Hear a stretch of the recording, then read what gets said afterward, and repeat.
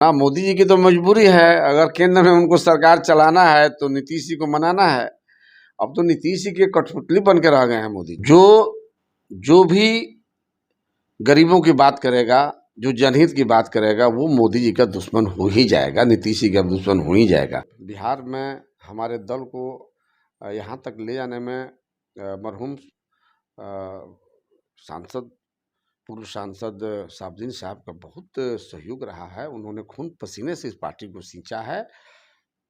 अब तो सुबह निकलने पर शाम को हम लौटेंगे कि नहीं, इसकी कोई गारंटी नहीं है। और हम लोग के पास कोई सुरक्षा भी नहीं है। कोई ऐसा जिला नहीं है जिस जिला में हर रोज दिन दहाड़े हत्याएं नहीं हो रही हैं, लूट नहीं हो रहा है, छिनतई नहीं हो रहा है, किडनैपिंग नहीं हो रहा है। नमस्कार, अभी गोपालगंज में हैं और गोपालगंज के राष्ट्रीय जनता दल के वरिष्ठ नेता, गोपालगंज सदर विधानसभा क्षेत्र के राष्ट्रीय जनता दल के पूर्व प्रत्याशी मोहन गुप्ता जी मेरे साथ हैं।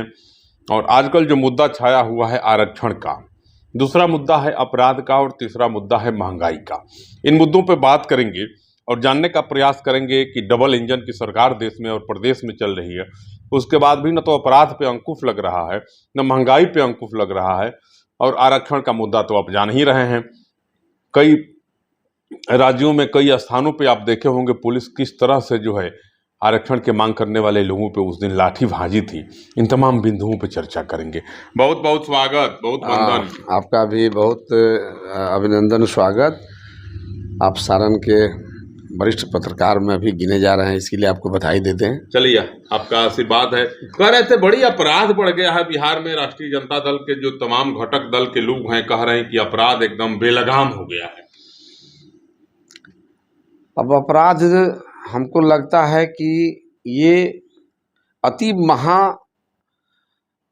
जंगल राज कहा जाए तो कम होगा जी, क्योंकि आप देख रहे हैं कि हर दिन कोई ऐसा जिला नहीं है जिस जिला में हर रोज दिन दहाड़े हत्याएं नहीं हो रही हैं, लूट नहीं हो रहा है, छिनतई नहीं हो रहा है, किडनैपिंग नहीं हो रहा है। अभी जो किडनैपिंग नहीं होता था तो अभी स्थिति बहुत बुरी है। ऐसा दृश्य, ऐसा स्थिति तो हम लोगों ने देखा ही नहीं है।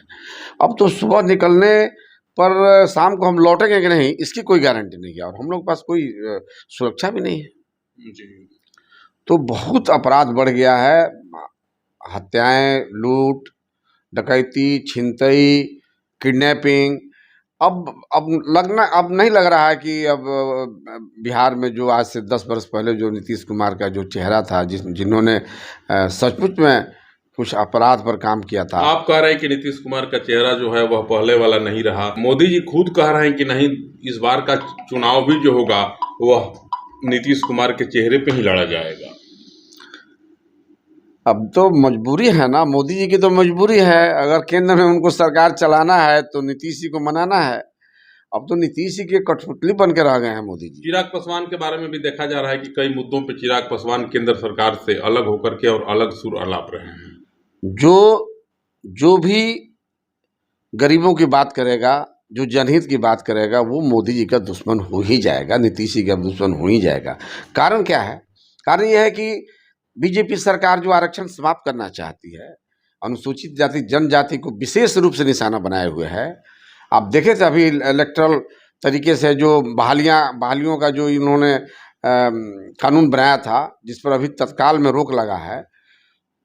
तो मैं धन्यवाद देता हूं पासवान जी को, जो ये अनुसूचित जाति और जनजाति के मुद्दे पर उन्होंने आगे काम किया है। तो ये लोग शिकार करेंगे, बहुत जल्दी इनका भी शिकार करेगी बीजेपी और जदयू। मोदी जी के नेतृत्व में देश की छवि जो है दुनिया के अन्य देशों में बड़ी मजबूत हुई है। बड़ा सुंदर, ताकतवर देश के रूप में भारत उभरा है। अभी प्रधानमंत्री जी यूक्रेन के दौरे पे हैं। आप देखे होंगे रूस ने ऐलान कर दिया, युद्ध विराम की घोषणा कर दी कि जब तक मोदी जी यूक्रेन में रहेंगे तब तक कोई हमला नहीं होगा। कहीं ना कहीं भारत की मजबूत छवि जो है दुनिया के अन्य देशों में उभर करके सामने आ रही है। अब देखिए, यूक्रेन में गए हैं, मेहमान बन के गए हैं जी, और तभी आदमी जाता है जब सरकार उनको आमंत्रित करती है जी। कोई मेरे घर मेहमान आएगा, मेरे घर कोई इस तरह का कोई बाधाएं होगी भी तो कुछ देर के लिए हम लोग अपने बाधाओं को रोक देते हैं कि मेहमान आ रहे हैं। तो इससे कोई बहुत मजबूती का मतलब नहीं बनता है। सत्ता पक्ष के लोग कह रहे हैं कि कहीं ना कहीं भारत की ताकत बढ़ी है और डर के रूस जो है घोषणा कर दिया कि तब तक मोदी जी रहेंगे तब तक युद्ध विराम की घोषणा रहेगी, कोई देश किसी पे हमला नहीं करेगा। आपके देश पर अंदरूनी हमला हो रहा है, डेली हत्याएं हो रही हैं, लूट हो रही हैं, इतना क्राइम बढ़ता जा रहा है। और सबसे बड़ी बात कि आप बाहर में जो आप अपना छवि दिखाने का काम कर रहे हैं, अपना घर तो ठीक करिए पहले। आपके घर में कितनी बुरी स्थिति है। अभी आपने देखा होगा कि असम, फिर से असम में आग लगा हुआ है। अभी मणिपुर जल रहा था, मणिपुर पर आपको कोई आपका ध्यान आकृष्ट नहीं हुआ है, आप पूछने नहीं गए, देखने नहीं गए। तो आपके देश में आग लगा है, पहले इसको तो ठीक करिए।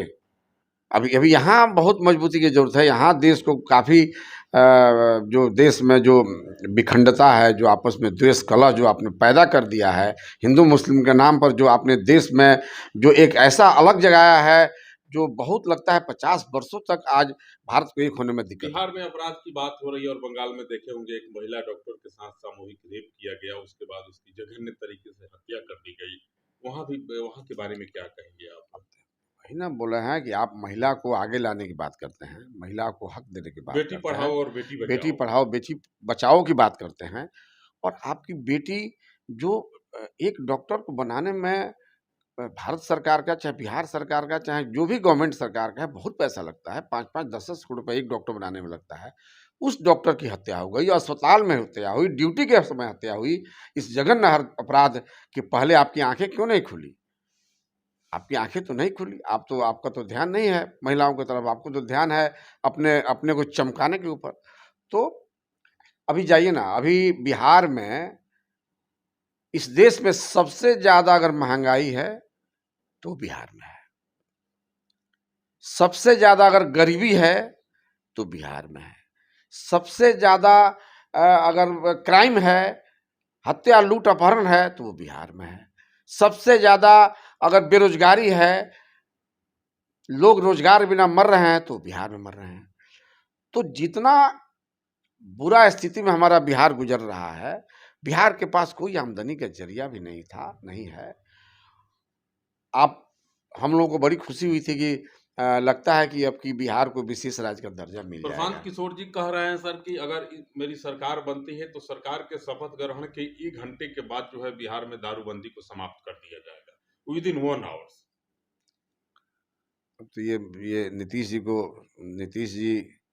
को अब समझना होगा, और उनको समझना होगा कि इन लोगों पहले आपस में बात तो कर ले कि किस मुद्दे पर हम लोग जो समन्वय बनाकर सरकार चलाने का काम कर रहे हैं, उसमें कहाँ झोल है, कहाँ गड़बड़ी है, तो वो लोग समझेंगे।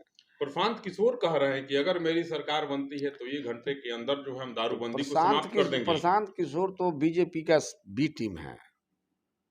ये थोड़े ना है कि उनका अपना कोई राजनीति है। वो तो उनका काम है बड़े बड़े पार्टियों से पैसा लेकर पार्टी के लिए काम करना है। पूरा देश जानता है, ये तो उनका कोई राजनीति नहीं है। ये तो बीजेपी क्या बी टीम है और बीजेपी के लिए काम कर रहे हैं। उसमें उत्तर प्रदेश के 10 विधानसभा के सीटों पे चुनाव हो रहा है, बाई इलेक्शन वहां होने जा रहा है। क्या लगता है उत्तर प्रदेश में पुनः भाजपा 10 सीटों पे जीत पाएगी? कहीं नहीं जीत पाएगी। अभी बहुत से कई, अभी आपको कई स्टेट में, हरियाणा में भी चुनाव है। हरियाणा में भाजपा की बुरी स्थिति है। आप पता कर लीजिए, आप पत्रकार हैं, आप लोग देश भर का हाल जानते हैं। बुरी स्थिति है हरियाणा में, जम्मू कश्मीर में बुरी स्थिति है। और ये दोनों जगह से भाजपा का सफाया होने जा रहा है। कुछ महीने बाद बिहार में भी चुनाव होने जा रहा है विधानसभा का, यहाँ क्या स्थिति रहेगी? यहाँ का स्थिति तो आप जान ही रहे हैं कि यहाँ भाजपा जिसके चेहरे पर चुनाव लड़ने जा रही है, उसकी क्या स्थिति है बिहार में। महंगाई, बेरोजगारी, क्राइम, विकास की क्या स्थिति है। अब पूरा बिहार के लोगों की नज़र सीधा एक व्यक्ति पर है, और वो है माननीय पूर्व मुख्यमंत्री तेजस्वी प्रसाद यादव जी पे निगाहें टिकी हुई हैं। और पूरे बिहार के लोगों को लग रहा है कि अब हमें इस गर्त से, इस दलदल से अगर कोई निकालेगा तो तेजस्वी यादव निकालेंगे, लालू प्रसाद यादव जी निकाल सकते हैं। मोहन गुप्ता जी हैं और इनका कहना है कि इस बार बिहार विधानसभा का जो चुनाव होने जा रहा है, पूरे बिहार की आवाम जो है, जनता जो है, निश्चित रूप से तेजस्वी प्रसाद यादव पे नज़र गड़ाए हुए है। और उनका कहना है कि तेजस्वी यादव के नेतृत्व में ही जो है बिहार जिस दलदल में फंसा है, उस दलदल से बाहर निकल पाएगा। एक दूसरे मुद्दे पर चर्चा करेंगे, सिवान और सिवान के मरहूम सांसद डॉक्टर मोहम्मद शहाबुद्दीन साहब की पत्नी हैना साहब, हेना साहब के बारे में भी बड़ी चर्चा है। कहा जा रहा है कि हेना साहब पुनः राष्ट्रीय जनता दल में वापस आएंगी। मोहन गुप्ता जी सारण के बड़े मजबूत स्तंभ हैं राष्ट्रीय जनता दल के। इनसे जानने का प्रयास करेंगे कि हेना साहब की पुनः वापसी अगर होती है राष्ट्रीय जनता दल में तो राजद को कितना नुकसान होगा और कितना लाभ होगा। हेना साहब की चर्चा बड़ी है, उसमें क्या कहेंगे आप? हेना साहब अगर आती हैं तो कितना स्वागत करेंगे आप लोग? भरपूर स्वागत होगा। हम लोग तो एक परिवार के लोग रहे हैं। जी। इस बिहार में हमारे दल को यहाँ तक ले जाने में मरहूम सांसद, पूर्व सांसद साबुद्दीन साहब का बहुत सहयोग रहा है। उन्होंने खून पसीने से इस पार्टी को सींचा है, तो दर्द हमें है और वो अपने हैं। ये 5 उँगलियां हैं, कोई उँगली कटेगा तो हमको दर्द होगा ही। जी। तो बहुत खुशी की लहर है और सब लोग चाह रहे हैं कि ऐसा हो जाए।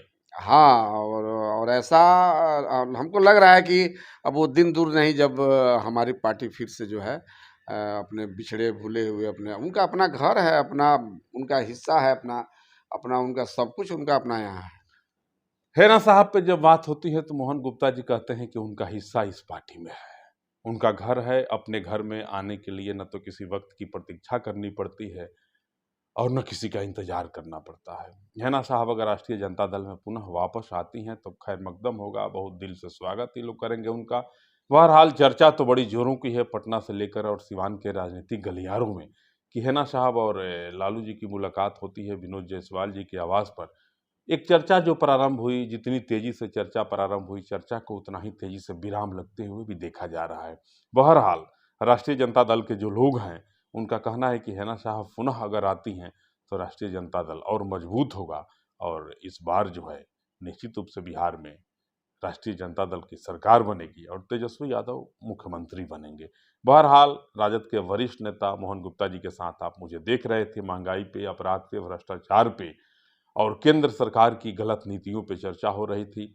महंगाई को लेकर के, अपराध को लेकर के मोहन गुप्ता ने किस प्रकार से डबल इंजन की सरकार को घेरने का काम किया, आप देखेंगे और कमेंट करेंगे। नमस्कार।